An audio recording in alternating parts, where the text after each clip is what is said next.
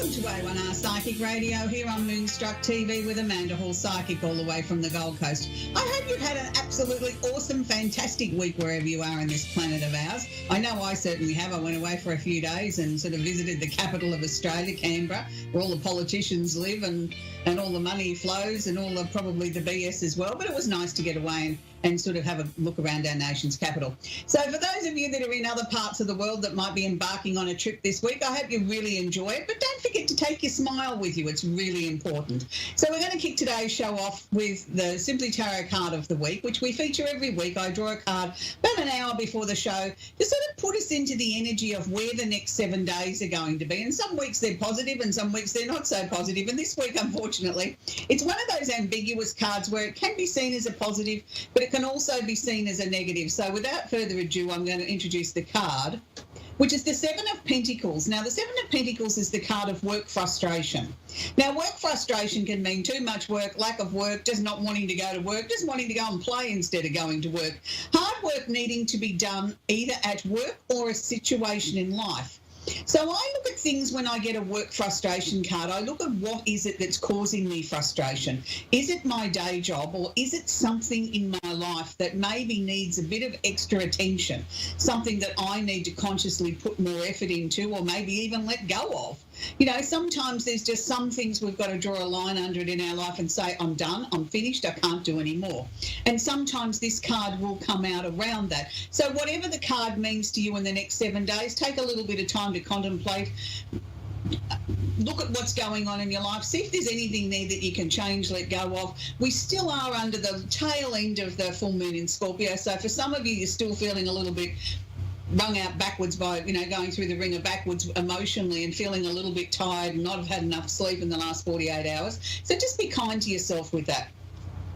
So that leads me on to the candle of the week. And this week I've actually chosen an unusual sort of candle. I've chosen the candle of forgiveness.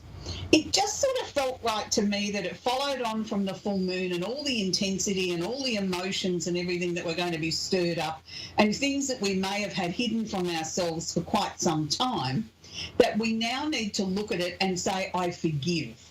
Now, whether that's forgiving a person, whether that's forgiving a situation, or whether it's just even forgiving ourselves and saying it's okay to be human, it's okay to have emotions, it's okay to get upset, it's okay to get angry. And it's okay to be happy too. We can have a lot of emotions that go through our lives from a day-to-day basis.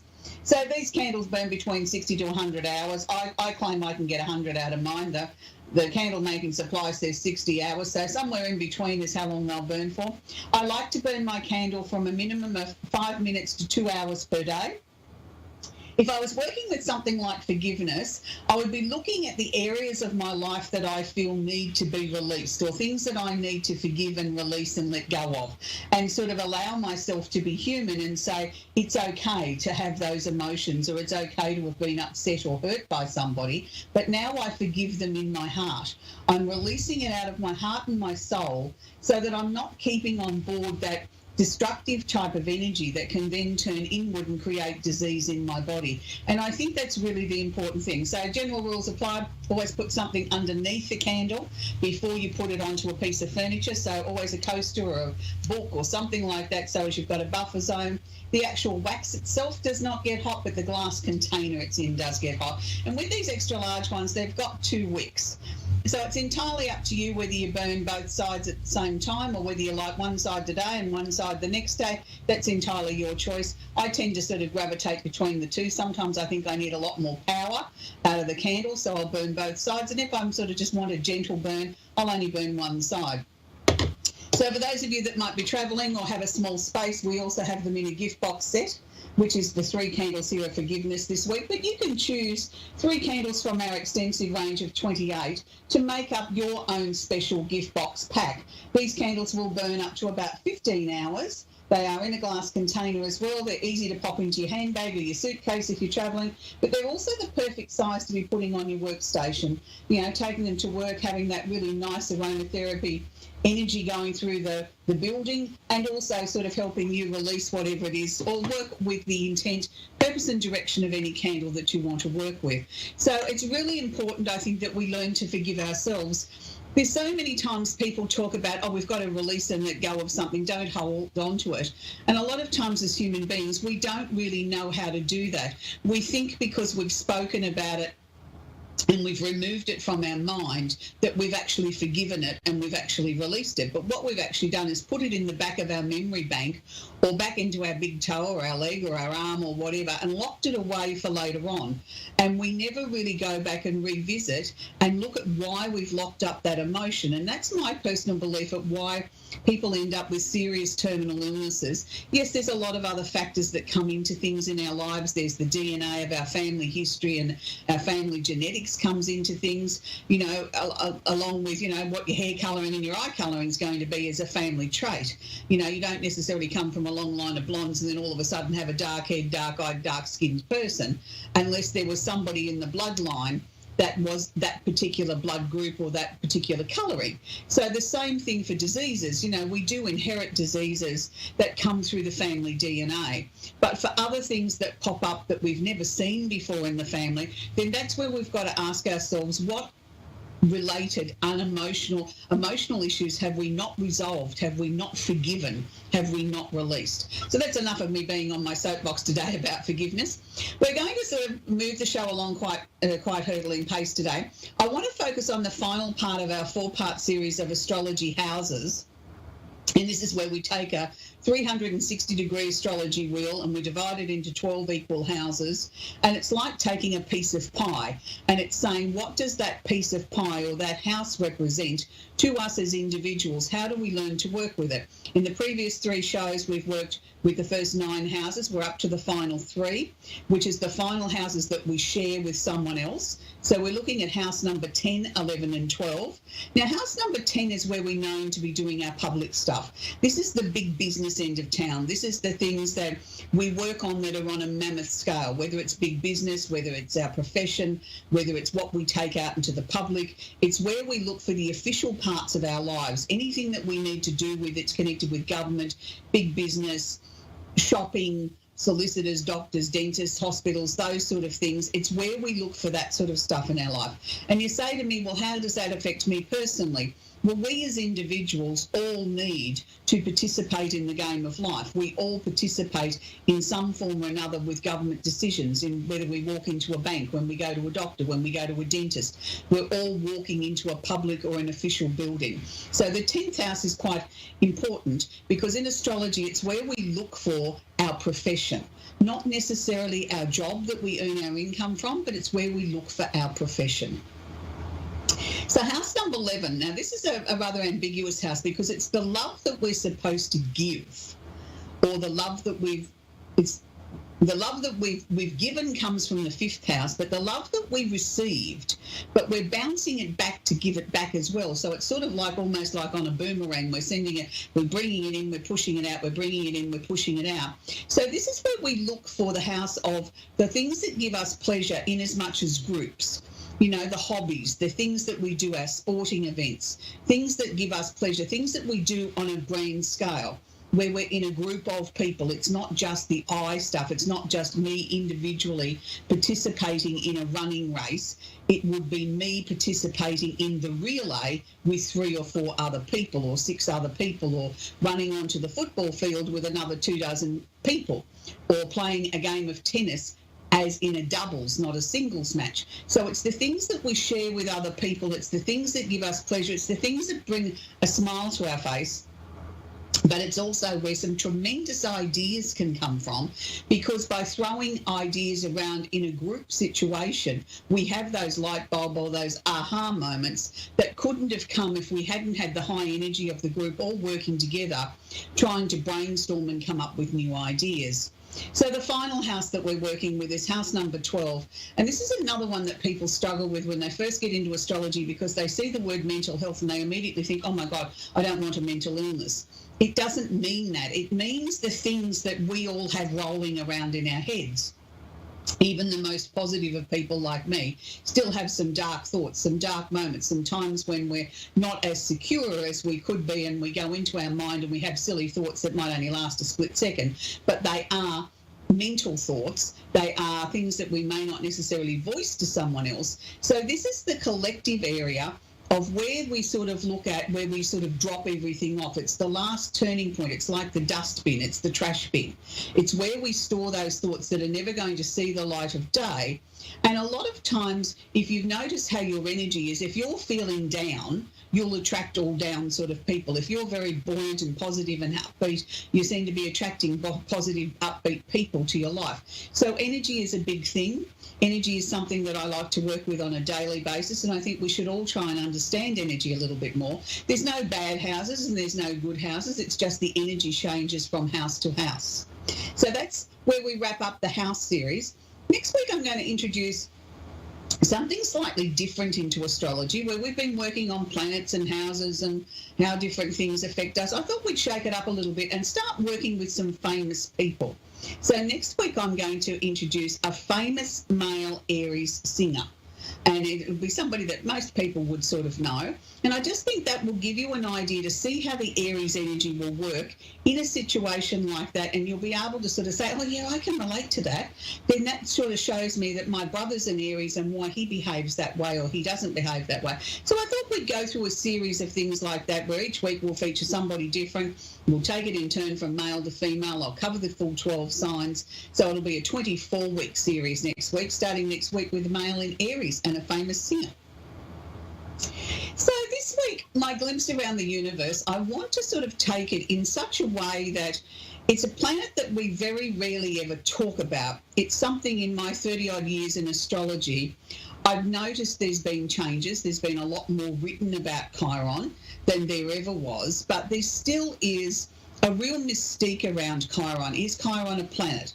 What's the role of Chiron in a chart? Because we don't necessarily say he is a planet, he or she is a planet, but they're there. And they're considered in astrology the part of the chart where you look for where you've been wounded, particularly on an emotional level. And people sort of say, well, that could be anything. I could have been wounded in 1,000 different ways on an emotional level from childhood right through to my death. But this is sort of where we look for the major part of the wounding in the chart, something that may be connected with a past life, if you believe in past lives, something that you've brought in from karma, something that really needs to be worked on, something that maybe you need to approach in a different way this time. And once you master the lessons of what Chiron is trying to teach you, then maybe you will find that inner peace in your belly that you've been searching for since the day you first drew breath. So Chiron, the planet of the wounded healer, has just changed energies. He's actually just started his very long trek through Aries. Now, I thought it would be really interesting if we had a quick look at how this is going to affect each and every one of us, not just Aries, but every sign. What does Chiron in Aries collectively mean for each and every one of us? Well, it's very, very interesting to see that Chiron, as we said, is the wounded healer, is where we need to address and fix up areas of our lives where we feel we've been very hurt. Now, if we looked at this as a collective, as a global thing, as a collective, as each one of us coming together to be like the world, what is it the world needs healing from at the moment? There's so many places around the world where people aren't speaking to each other. There's been arguments, disagreements, wars have gone on. We've had, governments come and go, and we've had people sort of saying, I didn't vote for this one, and how'd they get in, and all these sort of things. So there's a lot of things going on out there at the moment that people don't quite understand. So if you look at while Chiron was in Pisces, which is where it was previously, where we had this sort of gaseous, floatious sort of energy, one minute people thought we were going one way and next minute the ball bounced the other way and we got a completely different outcome, because as people went to vote or went to do whatever they were doing in their day-to-day lives, at that last split second, they made a different choice to what had maybe been in their head all the way through until they got to that time. And that's exactly how Chiron was meant to work in Pisces. It was meant to make us have a conscience. It was meant to make us, shake us up out of our foundations and say, we don't always have to stick to what we've claimed to believe to be true. We have the right to change it at the last minute because it feels wrong and it feels right to go this new direction, so that's the way I'm going to go. And maybe that's what was helping to start shape the changes in history that are now unfolding. So now Chiron's moved into Aries, so the energy is going to be very me first. What is in it for me? How do I get the maximum out of this for me, me, me, me, me? Now, I don't want you to get bogged down on the me, and think, oh, everybody's going to be so far up their own backside that they can't acknowledge another human being. That's not what I'm saying. What I'm saying is that we have to put it back into the context of how does this affect me as an individual first, then I can look at how it affects you. Then collectively we can join hands and we can make change. So if you look at what's happened in the last week around the world with the presidents, or whatever they call themselves, in North and South Korea coming together, the two leaders, and crossing over into each other's turf and acknowledging there's going to be some talks, taking them forward to reunite the peninsula, that is a major step forward. That to me is a typical Chiron in Aries healing process. It's about the brand new book, about the brand new beginnings, about leaving the past in the past. Yes, we acknowledge the past is still there and it's still important, but we're also acknowledging and aware of we can take a step into the future or into the new now, and let's try it from both sides. I'll look at it from my side, you look at it from your side, and then we'll try from each other's side. And that's exactly what they did. So that's a classic example. So if President Trump gets the accolades for having brought those two leaders together, well, I say bring it on and bring on more. It's not a matter of whether I like or dislike your president in the US of A. Let's give credit where credit's due. And if he's been the one through his actions and his way of running a country and becoming, more powerful in his own right, as being able to bring these two leaders together, then I say, hallelujah, bring on more of it. There's going to be, on a more personal level, we will find that we can have our own moments in history like that. There may be things in our families, in our work life, with friends, things like that have been a long time in the past where we've all been very hurt and too many words were said and things got left undone, and all of a sudden families are fractured and diversified and pulled apart. Well, now may be the time to revisit that. I'm not saying in every instance can we make it right, but what I'm saying, let's sort of, put the olive branch out there, see what happens. If it's taken up, well, then let's both try and put ourselves in the I moment and then try and put ourselves in the your moment. And maybe then we can start healing some of the things that have been ailing us. And again, that leads back to our forgiveness candle for the week, that maybe we can sort of start to heal our own world. So I think we're going to have a very interesting few months ahead of us. So, it'll be interesting to see how some of the planets sort of start to unfold. And we'll be talking about Uranus moving into Taurus in the next couple of shows, so that'll be interesting as well. So we're going to talk to Angela in San Antonio in Texas. Are you there, Angela? Yes, ma'am, I'm here. How can I help you tonight, Angela? Yes, ma'am. First-time caller here. Let's see. I've never really had reading or a question called in before for something like this. So I guess I could probably start with myself or so. I guess I'm kind of wondering. You have to forgive me. I'm kind of a little flustered here. I guess I was just kind of general reading, I guess, of myself.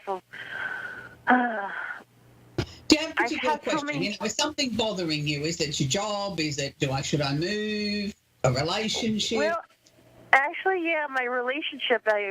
In particular, I've been seeing a guy for about a year and a half now, and it feels like it's been a stop-start motion here, and I'm just kind of wondering when am I finally going to have everything move forward? Okay. The major problem with this relationship is, look, you haven't assessed it wrong. It has been sort of stop-start. It's like turning the faucet on and off. And it's like, because he's so fearful of making a mistake, because of past situations where I think he got himself into relationships too quickly and then sort of felt like he was drowning, and then things didn't go the way he wanted them to and the relationship fell apart, he promised himself this time he'd take it really slow. Well, they're slow, and this has been snail-paced slow. So it's about time now that things started to sort of expand out so we can start to get some more traction in this relationship. Look, I like him. I think he's a very nice man.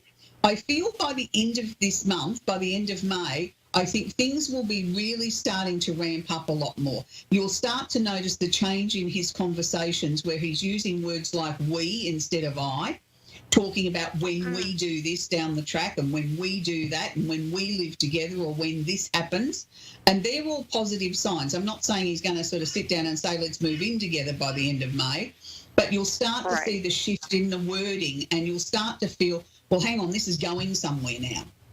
Where just prior to that, it was sort of all about and, I'll give you a call on Friday. And, you sort of never really had anything in a pattern that you could rely on. It was sort of always like, are we still at the beginning of the relationship was how I felt the energy was, even though he would say no, we're, coasting along really nicely, but you were questioning it because there was no depth coming to it. It was pleasant, but there was no depth. By 18 months, we should be getting a lot more depth to it. So I feel between now and the end of the year, I think the two of you will be making plans for a very secure future.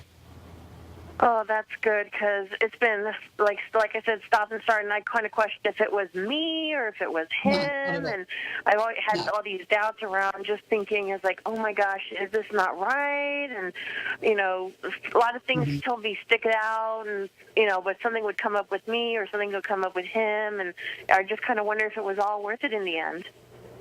Yeah, and that's because of the fear. See, what you were doing, you were picking up on his fear. See, the relationship would go along nicely and everything would be starting to progress, and then he'd hit the panic button thinking, my God, this is too good to be true. Maybe there's something wrong. So he'd literally shut the energy down, and that's what you were picking up on. And then you'd think, well, hang on, what have I done wrong?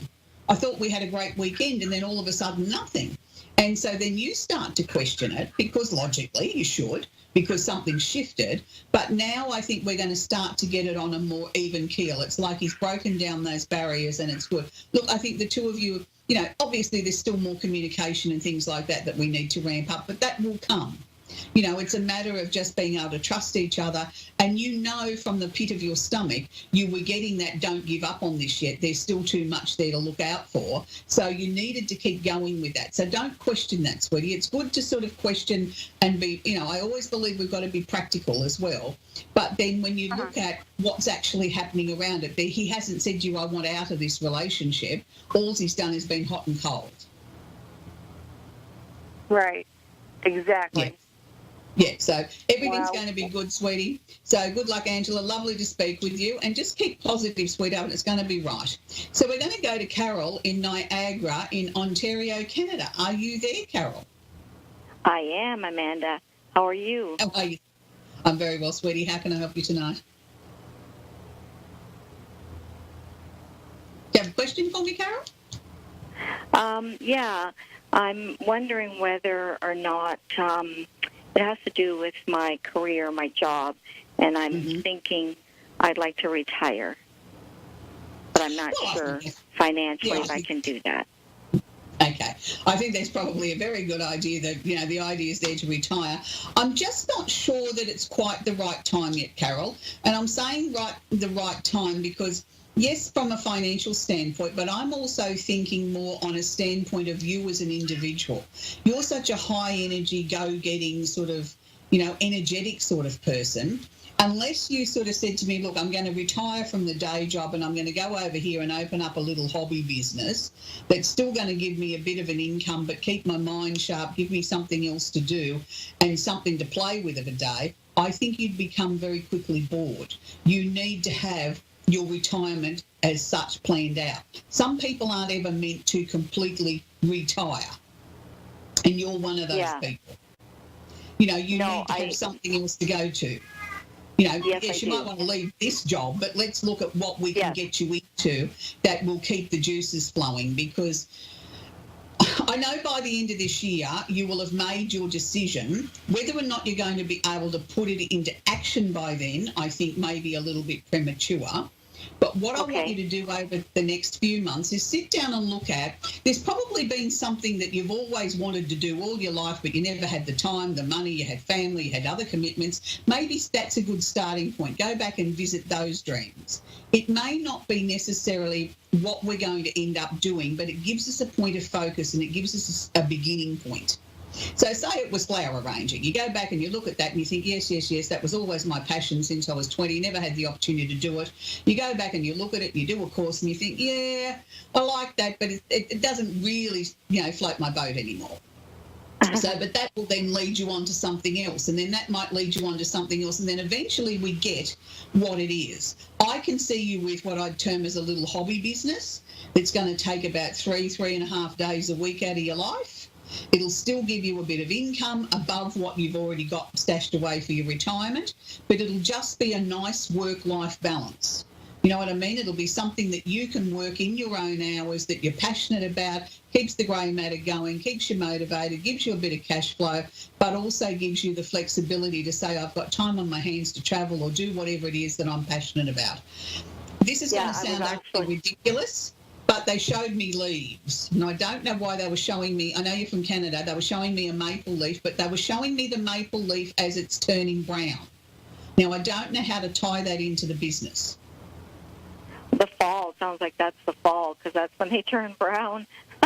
Yeah, I know. So I don't know whether to take that the answer's coming in fall, or whether it was to do with the maple leaf, or whether that was just to sort of say to me, by then you'll have all the answers. I'm not sure. Sometimes they give me cryptic things that I don't even understand. But I know it's a little business that you're going to have, and I felt it was somehow or another internet sort of based. It was sort of something that was portable. It wasn't a shop down the street with bricks and mortar. Well, I was actually thinking of, I'm an energy healer. Right, okay, yep. And so I was thinking of doing a Reiki business. Good, great, terrific. That would fit with what I saw, but somehow or another you've got to tie the maple leaf into it, Carol. We're going to have to go. It was lovely to speak to you, sweetie. We've come to the end of the show. So it's really nice to talk to everybody from around the world. We really do enjoy it here at A1R Psychic Radio. We love to help you all. If there's any subject that you'd like me to talk about on the show, please personal message me, Amanda Hall Psychic. You'll find my details on Facebook. After the show here directly today, I do have a little mini workshop over on Facebook Live on forgiveness, so you can more than welcome to join us there. On next week's show, we'll have the Simply Tarot card of the week, the candle of the week, our glimpse around the universe, and don't forget our very, very first famous singer next week, a male, Aries. Wonder who it will be. So wherever you are in this amazing globe of ours, I hope you have an absolutely awesome week. Be kind to each other, and we all need to be our thoughts need to go out to all those people that are facing that weather event in the USA with the tornadoes that are hitting. I hope everybody stays safe and we don't have any loss of life and too much damage to property. Until next week, enjoy your week. And don't forget, if you want to go shopping for any of our amazing products, don't forget to type radio in at the coupon box at the checkout. Have a great week and lovely to speak with you. See you again next week. Bye for now.